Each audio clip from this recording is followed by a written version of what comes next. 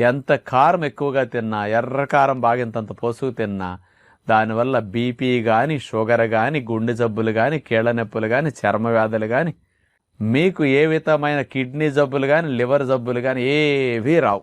దీర్ఘ రోగాలు, మనం బాధపడే మందులు వేసుకునే మొండి రోగాలు ఏవి రావటానికి కారానికి సంబంధం అసలు లేదు.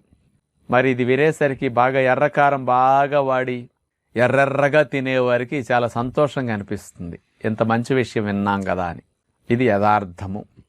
అసలు కారానికి జబ్బులు కలిగించే గుణం అట్లాంటిది లేదండి. ఎర్రకారం ఎక్కువగా వాడటం వల్ల ఇబ్బంది ఏమిటంటే మంటగా ఉంటుంది కదా నోట్లో పెట్టుకునేసరికి. వాళ్ళకి కొన్ని రోజులు తినేసరికి ఆ మంట అలవాటు అయిపోతుంది. అది పక్కవారికి మండుతుంది కానీ వాళ్ళకేం మండదు. కాబట్టి ఈ సెల్స్ అలవాటు అయిపోతాయి. ఏదైనా ఎక్కువైతే తినేటప్పుడు కారానికి నోట్లో లాలాజలం వస్తుంది, కొంచెం కళ్ళమ్మట నీళ్లు, ముక్కమ్మట నీళ్లు